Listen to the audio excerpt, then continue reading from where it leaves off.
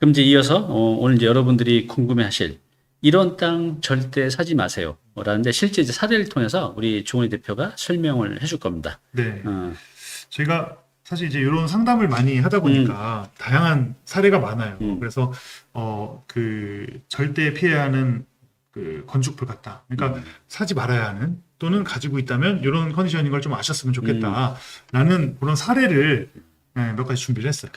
첫 번째 사례도 이제 실제 의뢰가 들어온 거지 이게. 네, 그렇죠. 그래서 이제 문의가 들어와서 제가 상담한 그런 사례예요.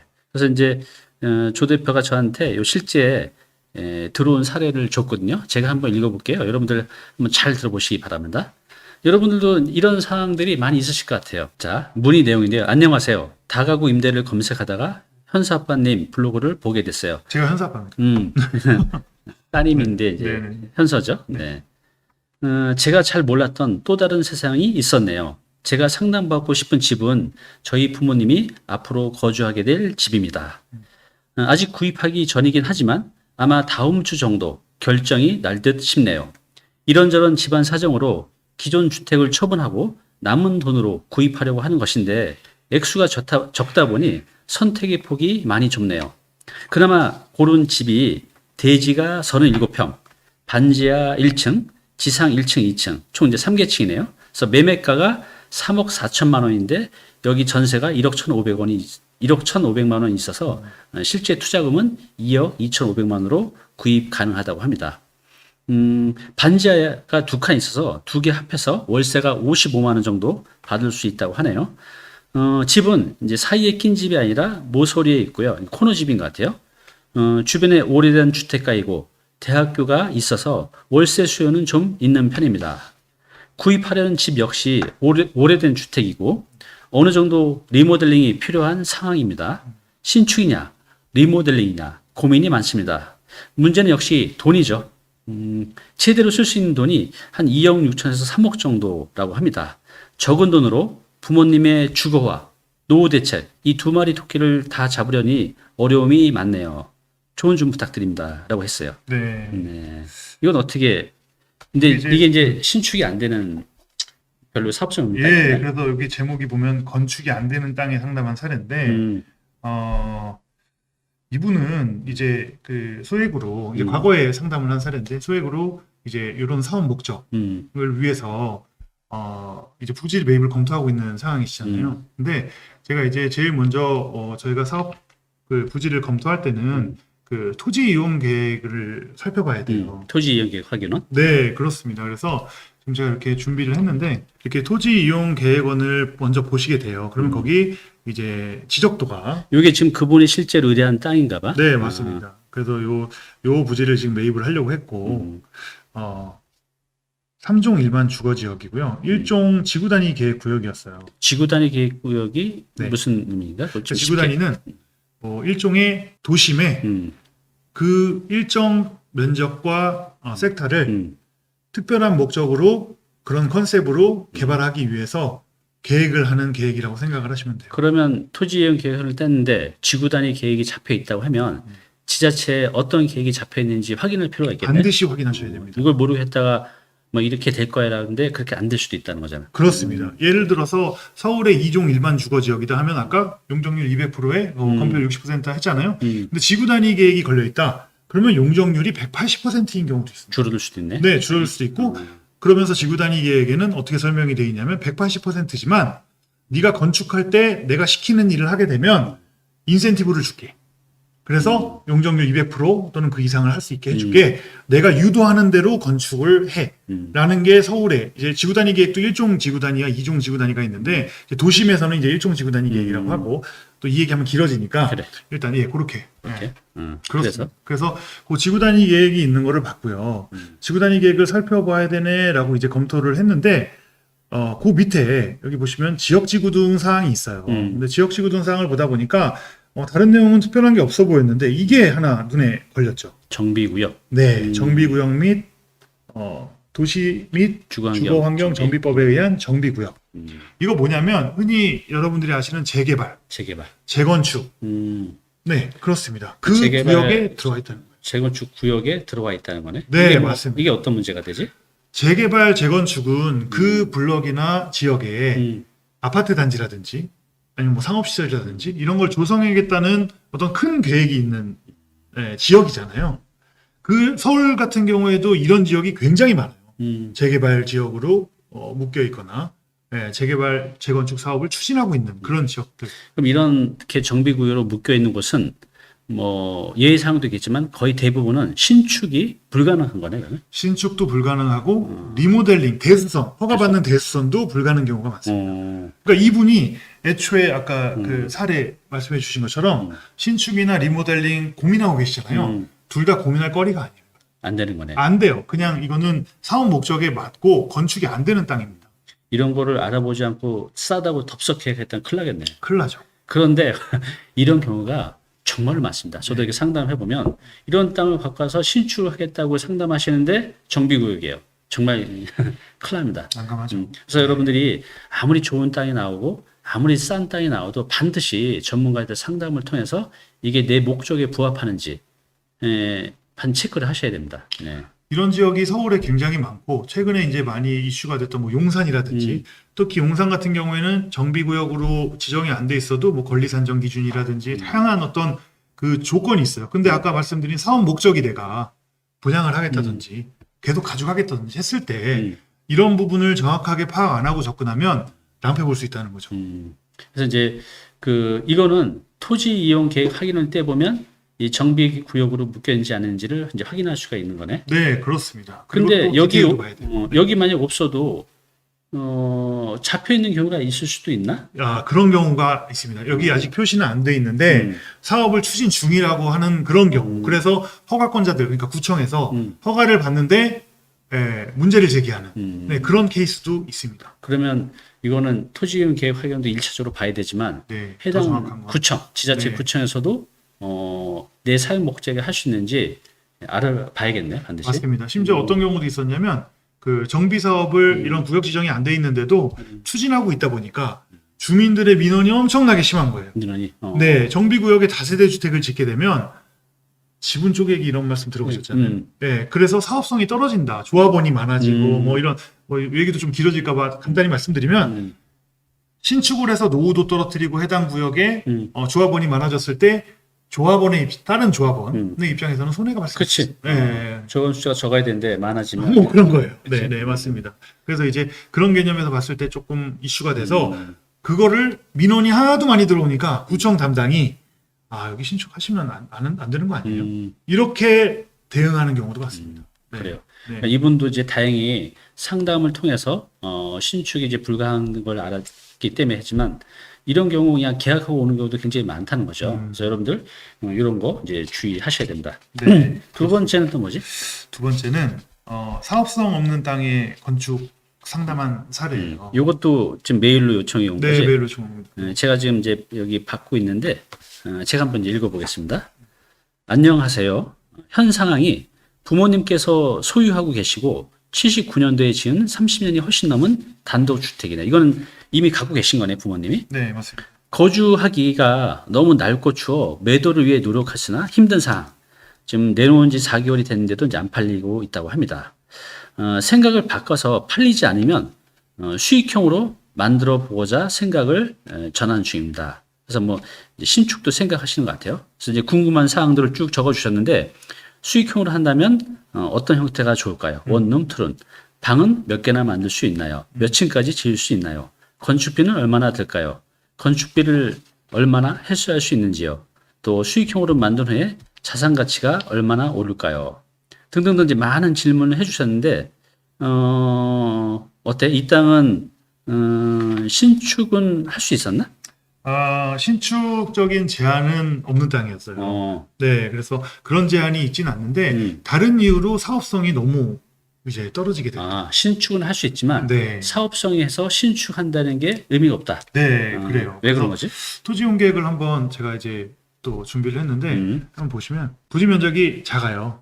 124제곱미터. 그러면 몇 평 정도 되는 거지? 한 37평 정도. 37평? 네, 37.5평. 예, 그 정도 되는 소규모 부지고 그리고 3종 일반 주거 지역의 지구 단위 계획 구역이에요. 여기도 지구 단위가 잡혀 있네. 네, 여기도 역시 지구 단위 계획 구역이었습니다. 음. 그리고 3종 일반 주거 지역이고 그 서울의 3종 일반 주거 지역은 아까 2종은 건폐율 60%에 용적률 200%였잖아요.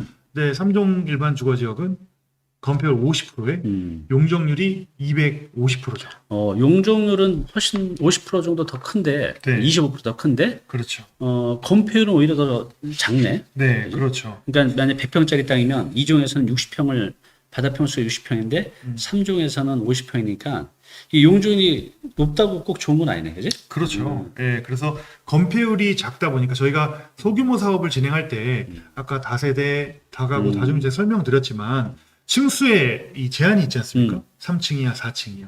그러면 쉽게 얘기해서 다세대 주택을 지어도 50%씩 4개 층밖에 못 짓는 거고 거기에 1조건 후퇴 아까 되는 거 예를 그냥 들었는데 주거지역에서 1조건 후퇴라든지 그런 게 되게 되면 사업성이 2종 일반 주거지역에 비해서 떨어지는 케이스가 많습니다. 그래서 이제 우리 시청자 여러분들이 건축물의 종류도 중요하지만 내 땅의 종류가 무엇인지 딱 이름표가 박혀져 있잖아요. 그렇죠. 그래서 여기 이제 3종이기 때문에 그럼 3종은 바다 평수가 몇 평이고 용적률이 얼마나 되고 그래서 이런 이제 사항들을 종합적으로 이제 판단할 수 있어야 될 것 같아요. 맞아요. 그래서 자, 꼭 3종이 무조건 안 좋은 건 아닌데 그렇지? 네, 그럴 가능성이 있다. 이렇게 좀 생각을 해주시면 될 것 같고 그리고 여기 지금 지적도를 보시면 이제 부지 면적이 워낙에 작은데 여기 보시면 이렇게 붉은색으로 선이 이렇게 그어져 있는 거 보이세요?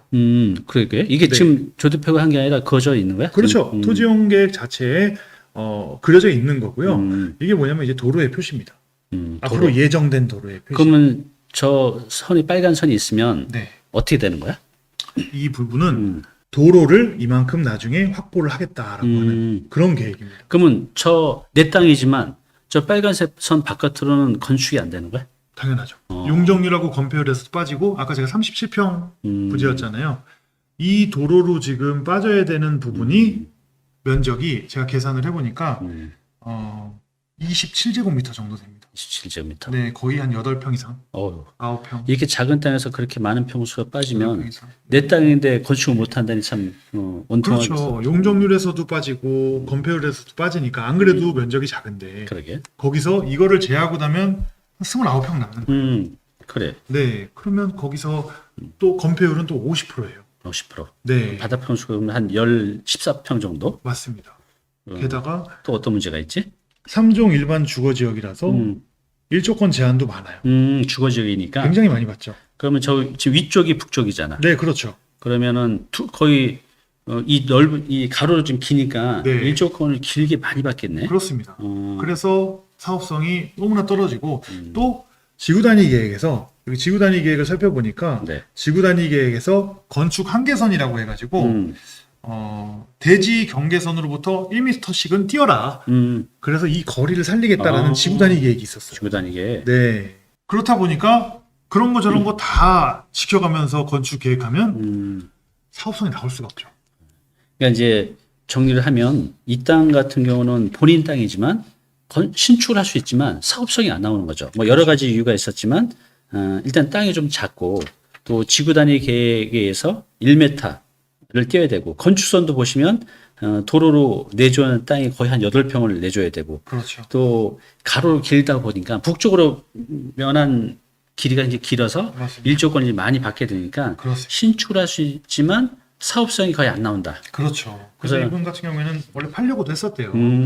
그래서 팔아서 다른 또 투자를 한다든지 사업 목적을 다른 쪽으로 이렇게 해보려고 했는데 안 팔리죠. 네, 이거는 위에 부지랑 같이 하지 않으면 뭐 위에 있는 요 필지, 위에 거. 네, 위에 필지랑 같이 묶어서 사업 검토하지 않으면 사업성이 나오기가 없습니다. 사업성이 그래. 없습니다. 이렇게 이분은 이제 본인 땅이니까 그나마 이제 어찌 보면 다행이지만 이런 땅을 샀다고 한번 생각을 해보세요. 바로 적자입니다. 사자마자. 그래서 근데 이게 1, 200이 아니라 몇 천에서 몇 억의 손해를 볼 수도 있기 때문에 여러분들 이제 조금 이제 관심을 갖고 공부를 하다 보면 조금 알게 되거든요. 그러면 이런 거 이런 것까지 파악을 안 하고 땅이 엄청 싸게 나왔네. 위치도 좋네. 지하철 역세권이고 뭐 주변에 호재도 있고 오케이 바로 계약 네, 하는 순간 매덕이 날아갈 수 있습니다. 네. 정말 조심하셔야 돼요. 네, 맞아요. 그래서 이분은 그러면 뭐 그냥 이렇게 살아야겠네.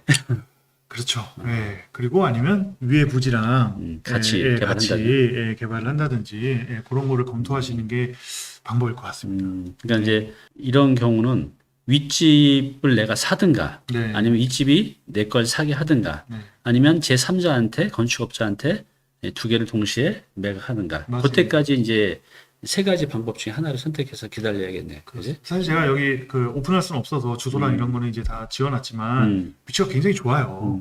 예, 위치가 좋으니까 사실은 지구 단위 계획이 있는 경우가 많고, 그럼 이제 그 자치단체에서도 특별히 거기를 관리하겠다는 거예요. 그 지구 단위를 통해서 이 도심을 내가 관리를 하겠다. 신경을 많이 쓰고 있다는 얘기죠. 그만큼 위치가 좋은 데인데 그런 부분은 좀 많이 안타깝죠. 그래서 여러분들이 토지 이용 계획 확인을 보면 이 땅의 가치를 이제 대략 알 수가 있는 거잖아. 맞습니다. 땅이 2종인지 3종인지 다 알 수 1종인지 있죠. 네. 또 지구 단위 계획이 잡혀져 있는지 아닌지 또 또 여기 보면 이제 확인 도면을 통해서 도로 계획이 또 기타 또 타법에 의해서 제한받는 것들이 있는지 거의 대략적으로 거의 다 알 수가 있잖아요. 맞습니다. 네. 그렇지만 이제 이걸로만 확인하지 말고 약간 의심스러운 부분은 구청에 다시 한번 확인. 그거는 이제 맞고요. 의심스러운 경우에는 그렇게 해야 되고 무엇보다 그 전문가하고 꼭 이야기를 하시는 게 중요해요. 그래요. 이런 땅 사시면 절대 안 됩니다. 네. 그럼 이제 마지막으로 이제 절대 피해야 될 사면 안 되는 땅. 네. 마지막 사례는 또 뭐지? 네, 마지막 사례. 요거는 반토막 부지 매입할 뻔한 사례. 반토막. 이게 뭐 무슨 의미야? 위치를 제가 정확히 얘기할 수는 없고, 일단은 그 밑에 토지이용계획원에서 이제 굉장히 중요하다고 봤잖아요. 뭐 일종 일반 주거지역에 여기도 역시 지구 단위 계획 구역인데, 그러네. 특별히 그 계획상 문제는 없었어요. 음, 네, 그리고 사업 목적도 여기다 근린생활시설 건축하려고 하셔서 보시면은 이 도로 상황이 일종의 코너예요. 그래도 그러네. 코너였습니다. 그래서 삼각형 모양으로 아주 모양이 안 예쁘긴 하지만 그래도 근린생활시설 건축하면 상권이 있기 때문에 괜찮을 것이다라고 해서 요거를 매입 검토하는 매입 그런 검토. 분의 사례였어요. 사야 되는지 말아야 되는지 이제 고민을 하고 저한테 이제 상담 요청을 하셨죠. 이건 뭐가 문제였지, 근데? 그런데 여기 지금 보니까 이 선에 잠깐 가리긴 했는데 소로 2류 해가지고 폭 8에서 10m짜리 도로를 계획하겠다라는 계획이 있었습니다. 이 빨간 선이 거져 있네. 네, 중간으로가. 예, 역시 도로 문제였어요. 네, 그래서 이 부분을 아까 말씀드린 것처럼 여기서부터 요만큼의 면적이 도로로 날아갈 뻔했어요. 저기 신축을 못 한다는 거잖아, 저 자리는. 용적률에서 빠지고 건폐율에서 빠지고 건축 계획할 때 아예 빠져버린 겁니다. 그래서 보시면 눈으로 보셔도 아시겠지만 거의 절반 이상 3분의 2가량이 그렇지. 뭐 이렇게 돼 버리면 이게 땅이 몇 평인지 모르지만 땅도 150제곱미터니까 네, 굉장히 작은 땅인데 네, 여기 48평 정도 됐거든요. 그러면 지금 남는 게 그러면 한 20평도 안 되겠네. 그지? 계산해 보니까 한 16평 됐어요. 16평. 네. 거기에 또 일종 일반 주거지역 건폐율 계산하고 네, 그렇게 되면 사실 이것은 사서는 안 되는 땅이죠. 그러게. 네, 이런 땅을 잘못 사게 되면 크게 후회하죠. 그래. 오늘 이제 실제 사례를 통해서 사면 안 되는 땅 이제 세 가지를 말씀드렸는데 물론 이거 말고도 굉장히 다양한 게 많이 있지. 아, 너무 많죠.